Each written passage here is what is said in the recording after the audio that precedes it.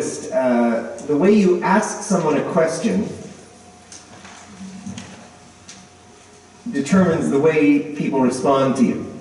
If you want to ask somebody what they want, you could say, "What would you like?" Or you could say, "What do you want?" And the way you say it determines how they might respond to you. I just notice that sometimes in restaurants or in stores, where people say, "Would you like me to get something for you?" Or "Is there anything I can do to help you?" I hope you know that people are friendlier here than in the rest of the world. I hope you don't need me to come tell you that. When we got off the plane a week ago, we arrived a week ago yesterday, and we went straight to a restaurant because I wanted to eat as much cod as I could while I've been here, and I've had it 6 times. I don't know if there's a rule. I don't know if there's a rule about how many times a mainlander can eat cod when they're visiting Newfoundlander, but I hope there's no rule. But we got to the restaurant, and not only did I get to have cod when I first got here, but there was the loveliest lady who was serving us, and you could tell that genuinely in her heart she wanted to offer the question, "What is it that you would like today?" And even yesterday we stopped at Carboneer at McDonald's just to get coffee, and I knew that I was going to get to the counter, and if I was going to have more than coffee I'd have to have an answer. But you look up the menu at the McDonald's and Carboneer, and it shows the menu, and in 3 seconds it changes to something else. And I'm a bit slow, and so I'm looking at it, and then it changed again, and then it changed again, and I just said, "Well, I think I'd just like a coffee." But she was so sweet, and I think she even called me dear, and asked what I'd like to have, and I just wanted a coffee, and we sat and had a cup of coffee at McDonald's. We live in an area in Toronto where sometimes people get so busy and so stressed out by stuff that instead of asking for what you want, they just say next, and then next, next. And you're supposed to understand that next means, "What would you like?" And you can go forward and you can order, and next is all you get. Next. And sometimes I have to be reminded that just because the person says next, I need to be nice to them as well in terms of what I'm asking for. But have you ever had someone say to you, "What do you want?" Or "What would you like?" Or "What can I get for you today?" Well, the scripture passage that we read today in Mark chapter 10 is a really interesting one because we see Jesus asking that question twice to 2 completely different people.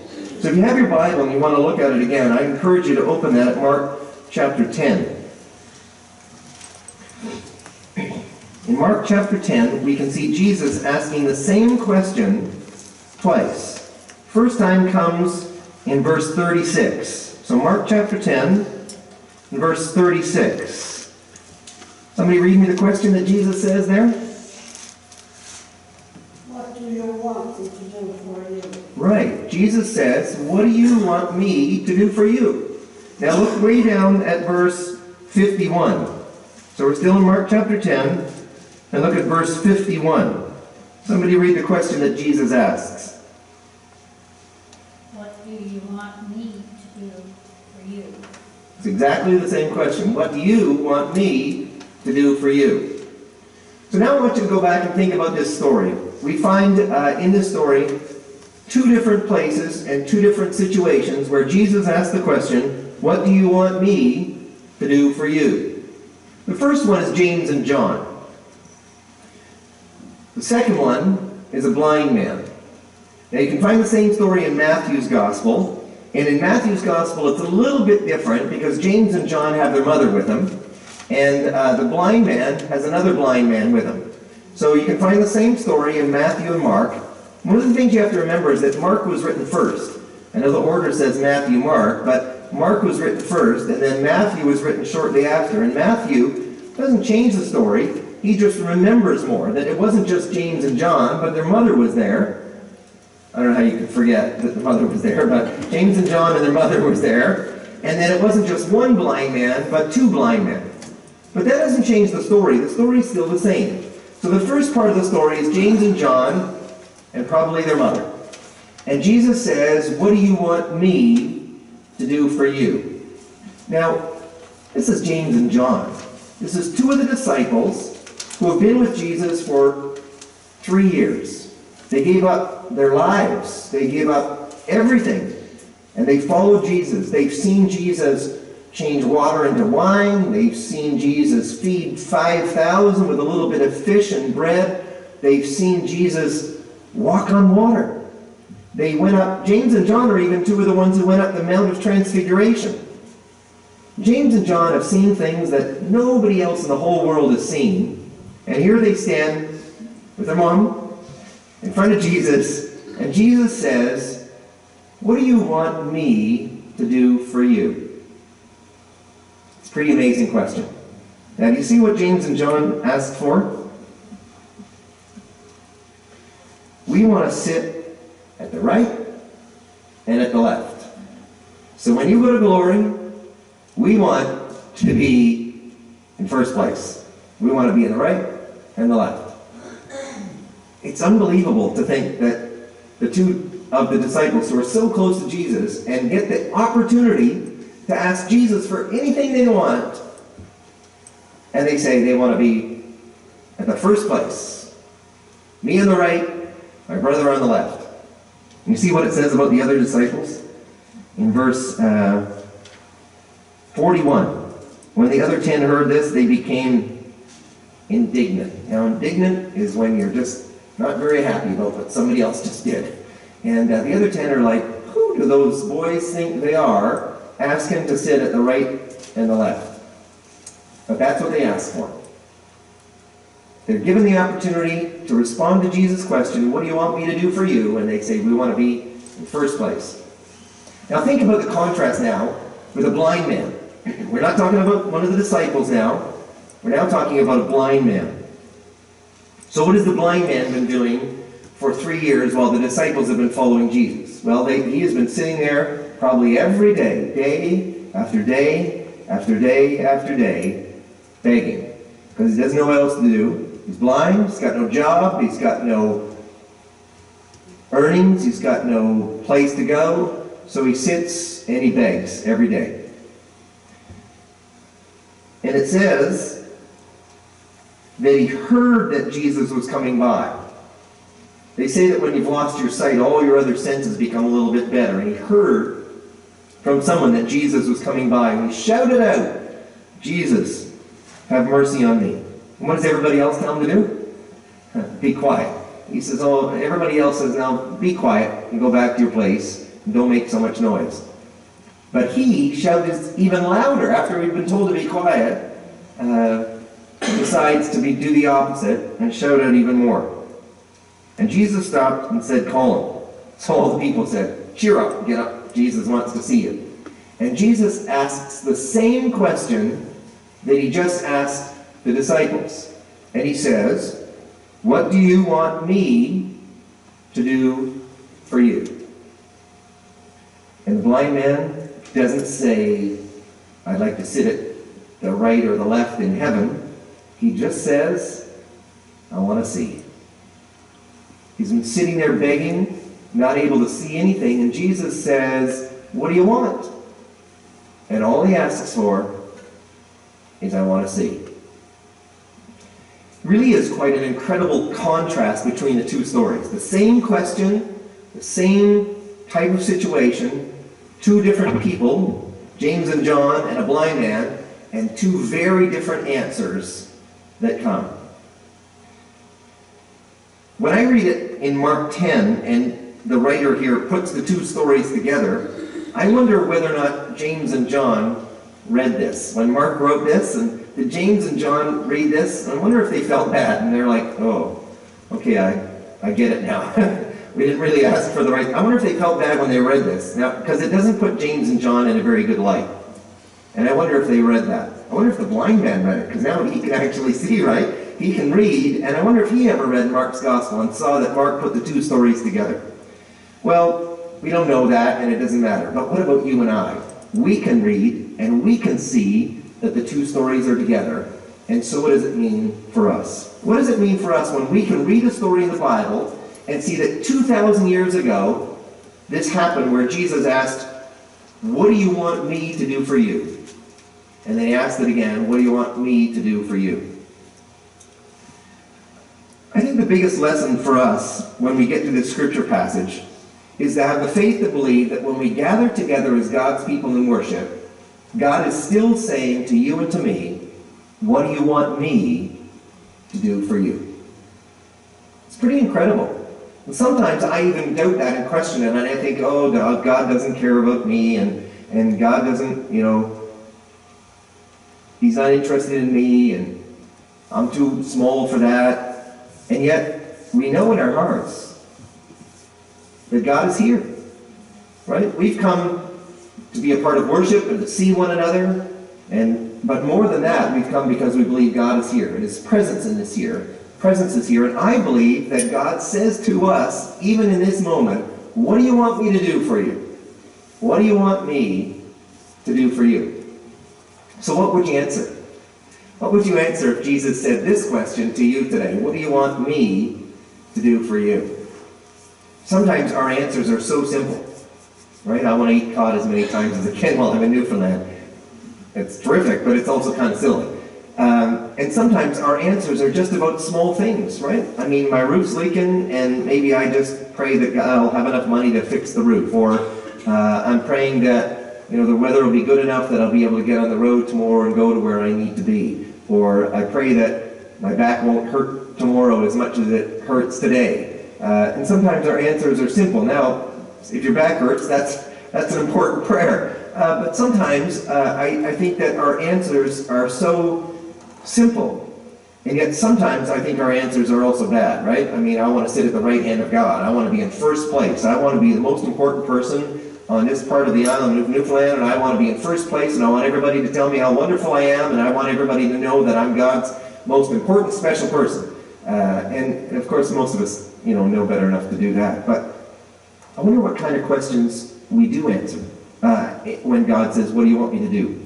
Some people, it's about, cheering for their favorite sports team and that they're going to win. I don't know what God does with that when people are praying for every team to win. I don't know what God does because somebody's got to lose. But sometimes that's all our prayers are for, that I'll feel better, or my sports team will win, or my roof won't leak, and I think to some extent that's okay. I'm not trying to say that that's a bad thing, because what does the Bible say in Philippians 4:6? Present all your requests to God. Right? Philippians 4:6 says, don't be anxious about anything, but in every situation, I'm not sure it includes sports games, but in every situation, present your requests to God. So if your back hurts, pray that it'll feel better. I don't think there's anything wrong with that, because the Bible tells us that we can ask of God. Psalm 5:3 says, in the morning, Lord, you hear my voice, and I lay my requests before you, and then I wait. It's a beautiful picture, isn't it? I wake up in the morning, I lay before you, God, my requests, and then I wait, expecting that I'll hear from God. Psalm 20:5 says, may the Lord grant all your requests. There's a great verse. May the Lord grant all your requests. Ephesians 6 says, pray in the Spirit with all kinds of prayers and all kinds of requests. So even the Bible tells us that we can pray for all kinds of things. I can pray for my back. I can pray for the weather. I can pray for my cousin who's not well. I can pray for the officers who are coming back for retreat. I can pray for all kinds of things. So when God says, what do you want me to do for you? I can pray for all kinds of things, and God hears our prayer. But what about if at the end of your life, all you've ever prayed for is a new pair of shoes, and a roof, and a nice, and less pain in your back, and that your favorite sports team might win, and that the officers will stay for a while? Like, at the end of your life, what if that's all that you've ever prayed for, is those kinds of things? I wonder if God sometimes wants us to have a different answer when He says to us this question, what do you want me to do for you? I wonder if sometimes God would like us to answer with things like, I want to see. Right? The blind man said, I want to see.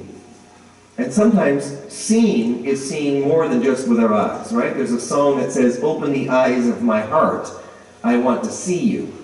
And maybe sometimes the answer to God's question, what do you want me to do for you today, might be, I want to see. I want to see with the eyes of my heart the things, God, that you want me to see. And so maybe the things we ought to ask for is that we might see God's plan. We might see God's plan for our lives and for our families and for our friends and for our church. that we might see God's will for our lives, to know what it is that God wants to do for us. Maybe sometimes when God asks the question, what do you want me to do for you? Maybe we should answer back with a question. Lord, what is it that you think I need today? Maybe God has the answer to the question. I wonder if that would have been different if James and John, instead of saying, I want to sit at the right and my brother on the left, I wonder if they said, Lord, you tell us what you want us to have today. I wonder if the answer might have been different. I wonder if sometimes when God asks us what it is that we want, I wonder if sometimes we need to answer with, I want forgiveness. I want to be forgiven. And I want to forgive others that you might forgive me. I wonder if sometimes the answer is, I want to know the joy of the Lord as my strength. Maybe sometimes the circumstances of our lives have caused joy to fade. And maybe the answer is, I want the joy of the Lord to be my strength. Maybe the answer is that I'll have clear understanding, God, of what your will and your purpose is for my life.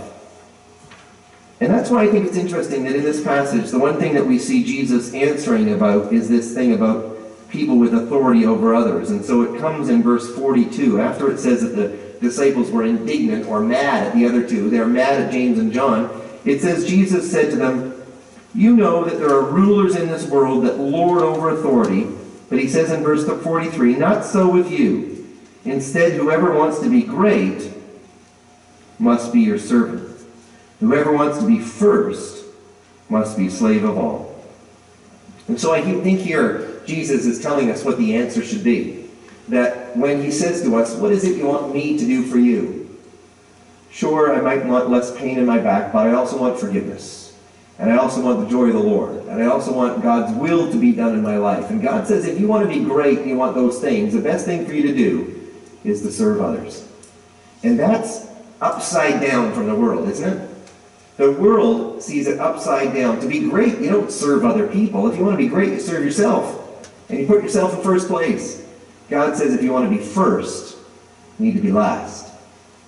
So next time you're serving and doing something for others, and you're a little bit tired, and your back's a little bit sore, and you wonder why it is you're serving, remember, it's because you're doing what Jesus says that we should do.